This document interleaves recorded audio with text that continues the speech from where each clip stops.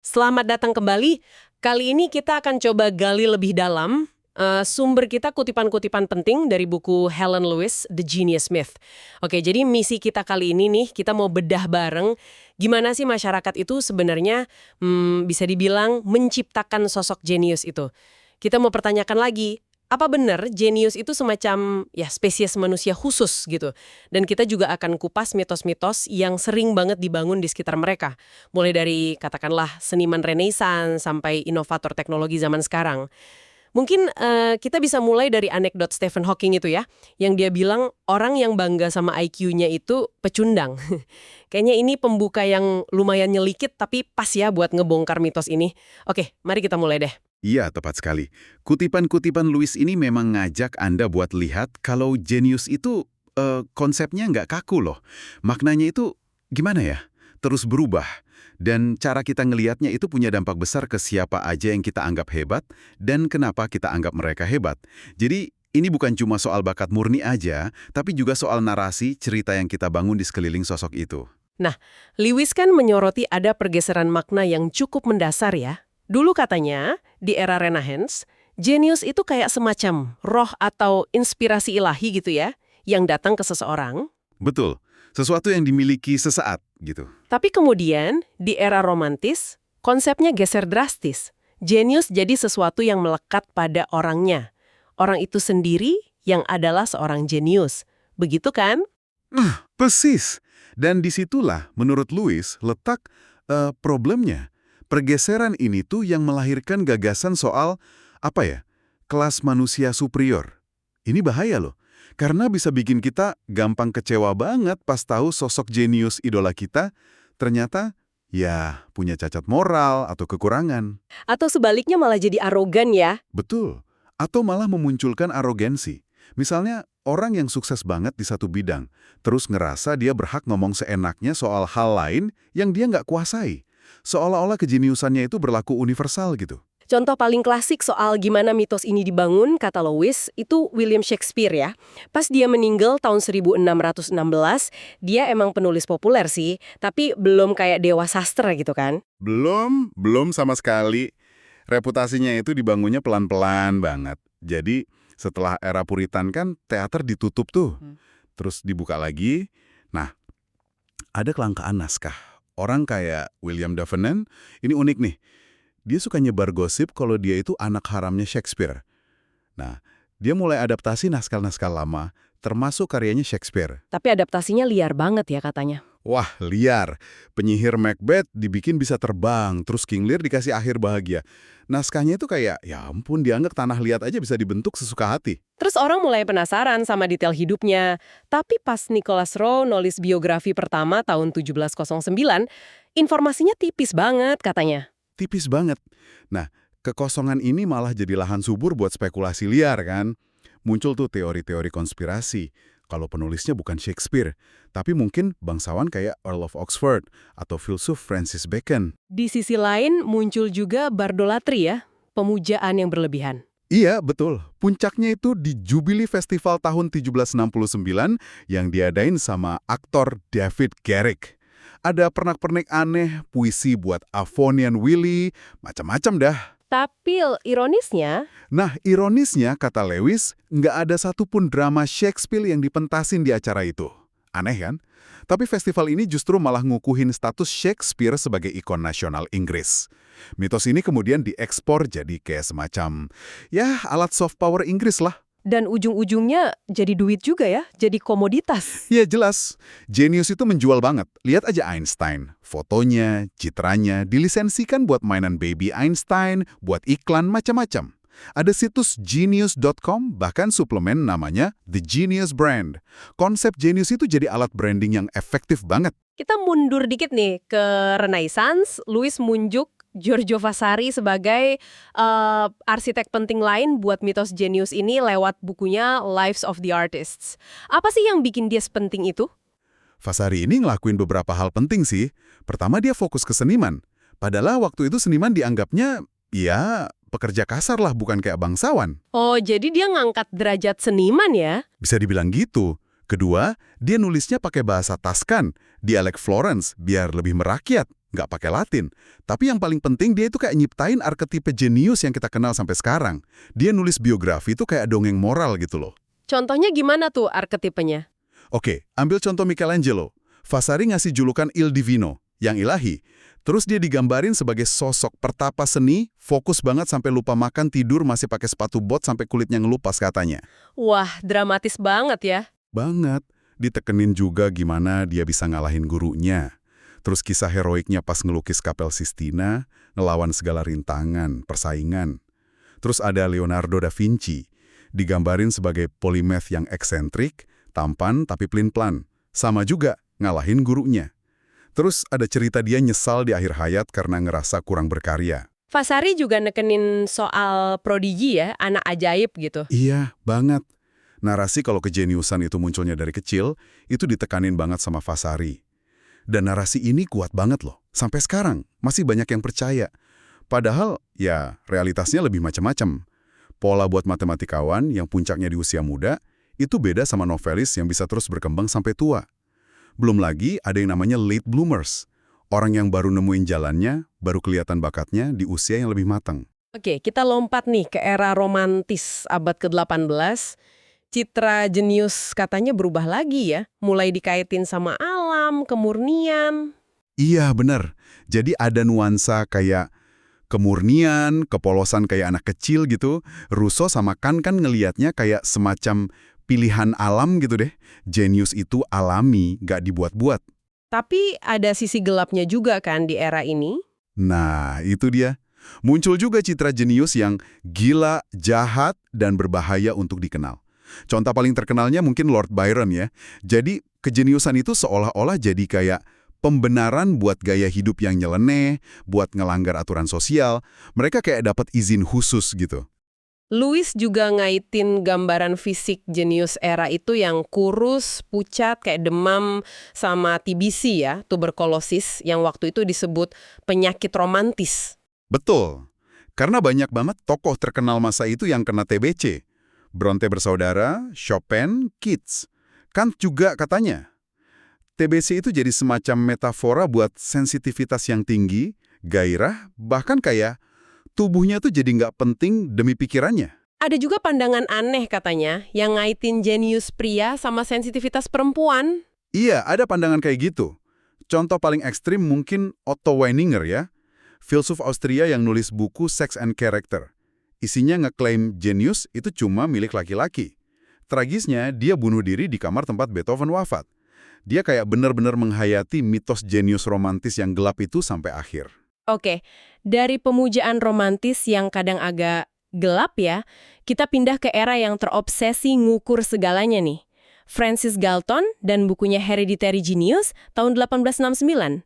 Dia mau bedah jenius secara ilmiah. Nah, Galton ini nolak banget idealisme romantis. Dia pengennya objektif, pakai data. Dia neliti silsilah keluarga tokoh terkemuka buat buktiin kalau bakat itu warisan biologis. Dari sinilah muncul istilah eugenics. Eugenics, waduh. Iya, gagasan yang mengerikan sih, soal memperbaiki ras manusia lewat pembiakan selektif, kayak manusia itu ternak aja. Tapi, seperti yang ditunjukin Lewis, Galton itu ngabaikan banget faktor lingkungan, privilege keluarga, nepotisme, kayak debat nepo baby zaman sekarang lah. Pandangannya juga sangat bias gender dan rasial. Lalu datanglah era tes IQ. Awalnya kan niat Binet sama Simon di Prancis baik ya, buat bantu anak yang kesulitan belajar. Genetic Studies of Genius. Era ini penuh bias ya jadinya. Penuh banget.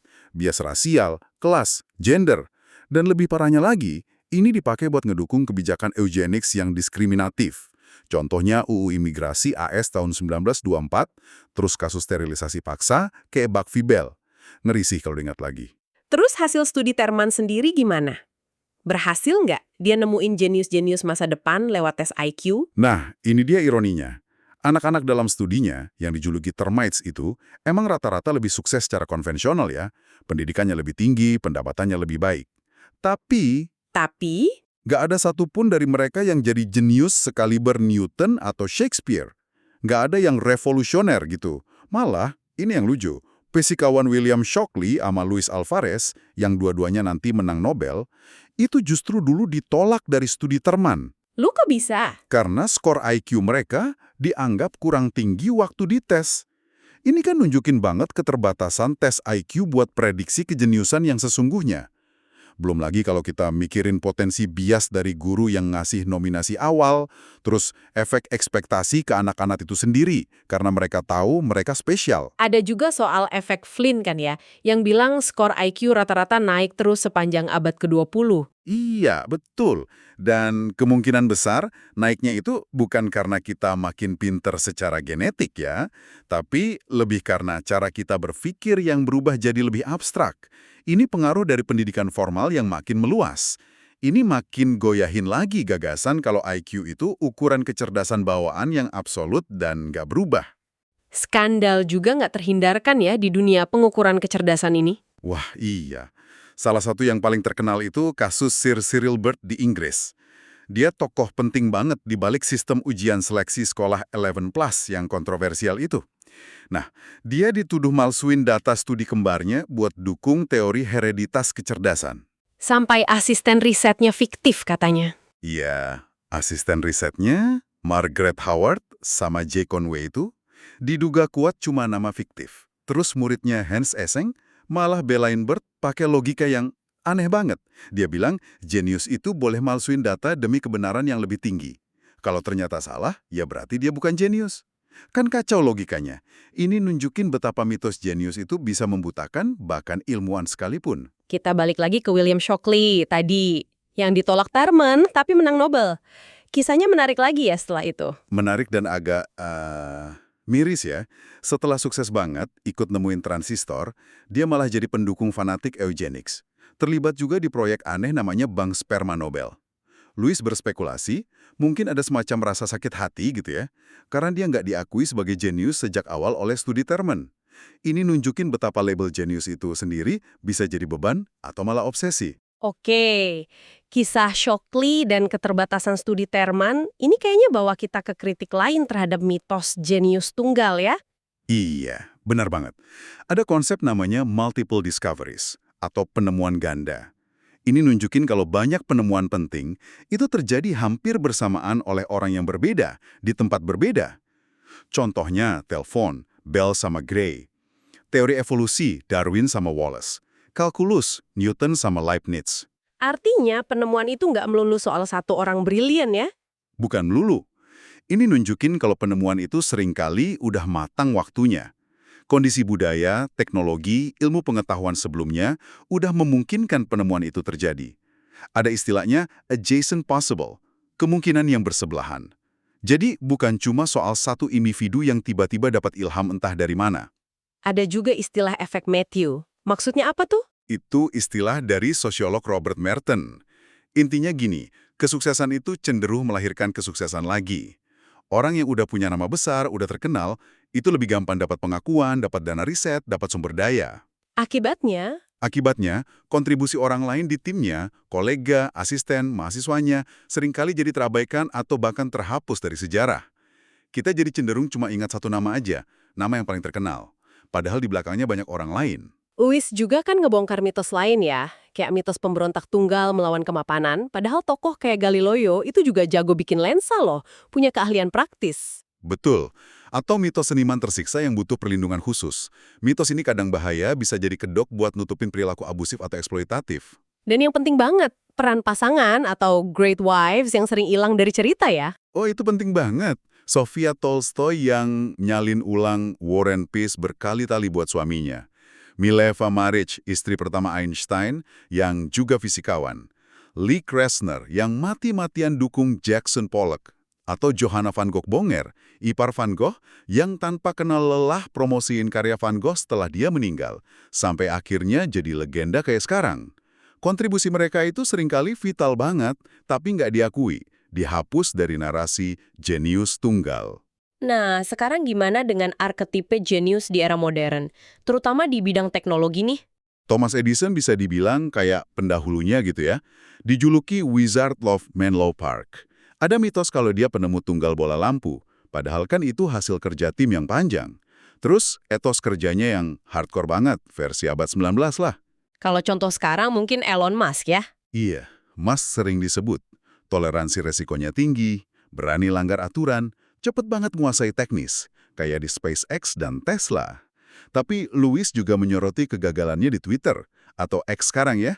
Ini jadi contoh kalau kejeniusan di satu bidang, misalnya manufaktur atau fisika, itu nggak otomatis bisa ditransfer ke domain lain yang lebih kompleks secara sosial dan psikologis. Mitos Silicon Valley sendiri juga perlu dikritik ya.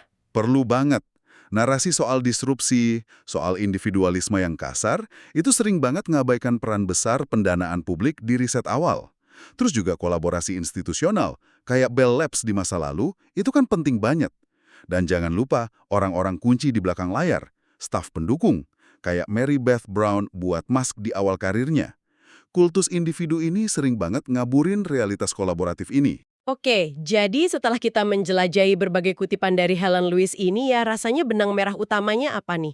Kayaknya jenius ini jauh lebih rumit ya dari sekedar bakat luar biasa aja. Iya, kesimpulan besarnya sih, jenius itu seringkali lebih merupakan label yang kita sematkan. Sebuah konstruksi sosial gitu. Bukan kualitas inheren yang pasti ada dalam diri seseorang. Kita tuh kayak nyiptain pahlawan jenius ini buat mencerminkan nilai-nilai yang kita anggap penting. Buat nyeritain kisah yang menarik, yang heroik, meskipun seringkali ceritanya disederhanakan atau bahkan cacat. Dan kadang, seperti kata Lewis, kita pakai label itu sebagai alasan buat maafin perilaku buruk mereka. Jadi bakat itu nyata, kerja keras itu penting, tapi mitosnya ini yang berbahaya dan perlu kita bongkar ya. Betul sekali. Mitos ini ngaburin peran krusial faktor-faktor lain, kayak keberuntungan, momentum yang tepat, kolaborasi, adanya sistem pendukung, termasuk pasangan, tim, mentor, dan juga bias-bias yang ada di masyarakat kita.